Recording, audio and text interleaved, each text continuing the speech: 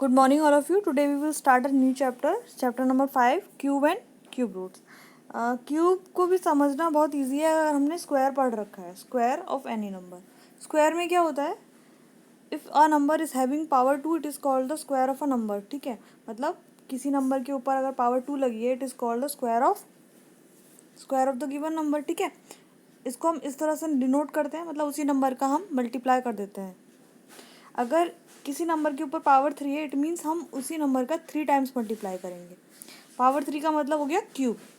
मतलब किसी नंबर के पास अगर पावर 3 है तो it is called the cube. मतलब 2 के ऊपर पावर 3 मतलब हम टू का मल्टीप्लाई 3 टाइम्स करेंगे. ठीक है, तो ये कितना हो गया 8. ठीक है, तो ये हमारा क्यूब होता है. क्यूब रूट क्या होता है? जैसे स्क्वायर रूट में 1/2 पावर होती थी, या फिर ऐसे लिखते थे हम उसको. ठीक है, तो सिमिलरली क्यूब रूट में हम किस तरह से लिखेंगे? इस तरह से. ठीक है, और इसकी भी पावर क्या होती है? 1/3 होती है. क्यूब रूट की पावर 1/3, स्क्वायर रूट की पावर 1/2. क्लियर?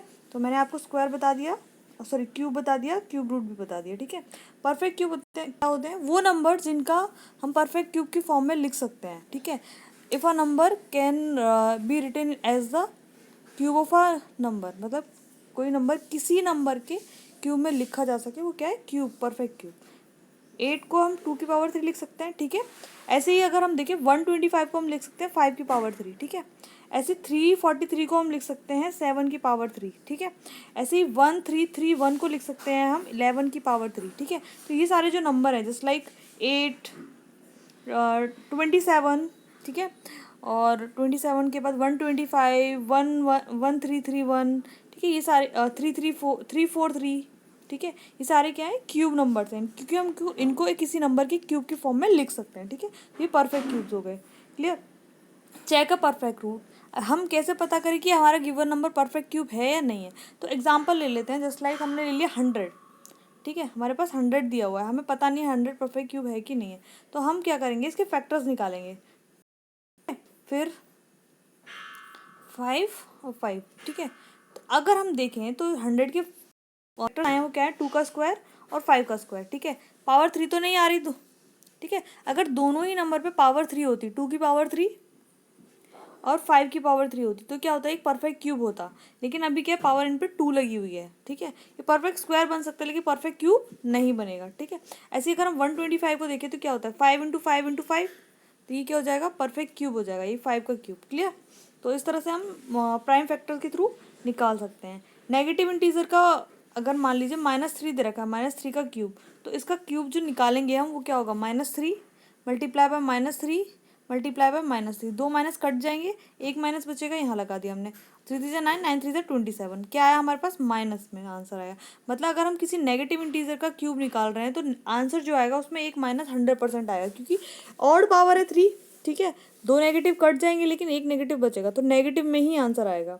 ठीक है, ये चीज़ समझ में आ गई. ऑड पावर होती तो ऑड पावर होती तो नेगेटिव आता है, इवन पावर होती है तो पॉजिटिव आता है. क्लियर? अगर -2 की पावर 2 होता तो क्या होता? -2 × -2, माइनस से माइनस कट गया तो आंसर कितना आता हमारे पास? 4. वो भी पॉजिटिव, क्योंकि माइनस कोई रिमेनिंग ही नहीं है.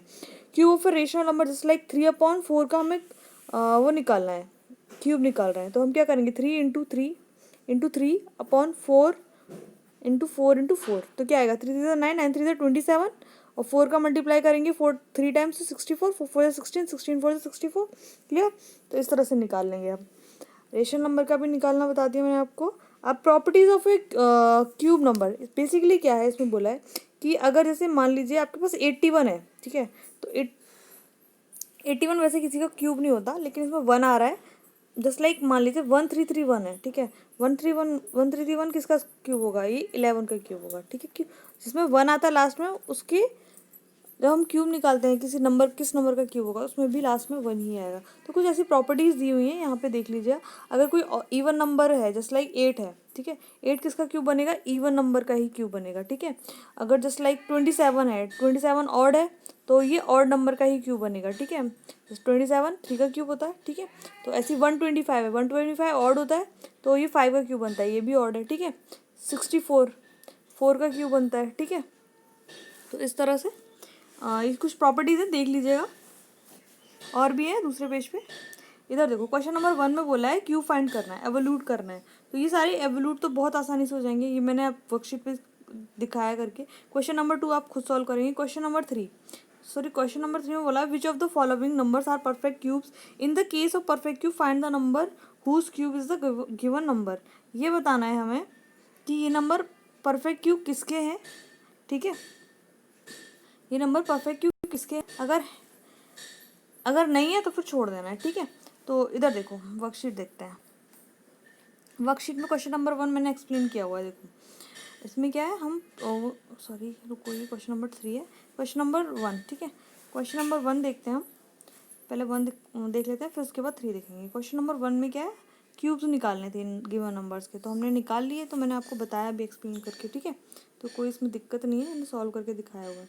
अब क्वेश्चन नंबर 3 देखिए ज़रा, 2 सिमिलर है क्वेश्चन नंबर 1 की तरह। 3 देखिए, इसमें बोला था कि नंबर को चेक करना कि परफेक्ट क्यूब है या नहीं, अगर है तो किस नंबर के हैं। तो हम क्या करेंगे, प्राइम फैक्टराइजेशन मेथड यूज़ करेंगे। तो हमने फैक्टर्स निकाले, ठीक है, फैक्टर्स निकाले तो 3 का स्क्वायर आ रहा है, इसमें 5 का क्यूब आ रहा है।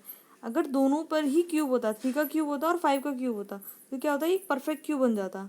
लेकिन यहाँ पे पेयर ही नहीं बन पा रहे 3 के, ठीक है, पेयर नहीं बन रहे, इसलिए क्या ये परफेक्ट क्यूब नहीं है, ठीक है। तो it is not a perfect cube. यहाँ पे देखो दूसरा एग्जांपल जो दिया है, इसमें मैंने परफेक्ट, इसमें भी फैक्टर्स निकाले हैं।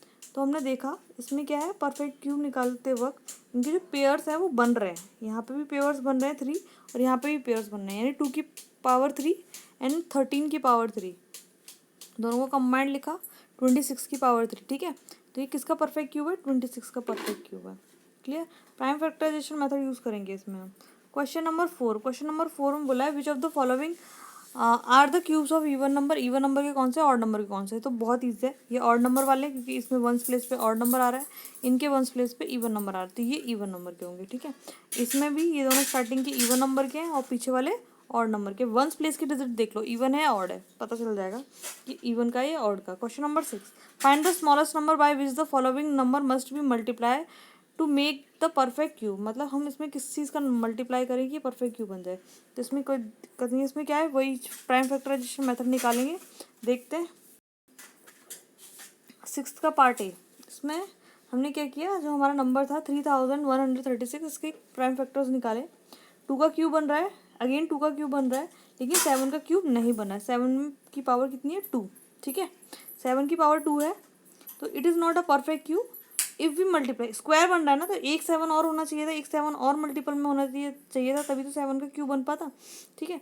तो if we multiply by 7 in the given number that is 3136, अगर हम गिवन नंबर में 7 का मल्टीप्लाई करेंगे तो ये परफेक्ट क्यूब बन जाएगा। क्लियर। सिमिलरली क्वेश्चन नंबर 7 में बोला है कि हम किस नंबर का डिवाइड करें कि जो गिवन नंबर है वो परफेक्ट क्यूब बन जाए। देखो, find the smallest number by which the following must be multiply two make the perfect cube. मतलब हम इनमें किसका डिवाइड करें कि ये परफेक्ट क्यूब बन जाए। तो इसमें भी यही करेंगे, फैक्टर्स निकालेंगे। पहले फैक्टर्स निकाले, देखो इधर यहाँ पे हमने फैक्टर्स निकाले नंबर्स के।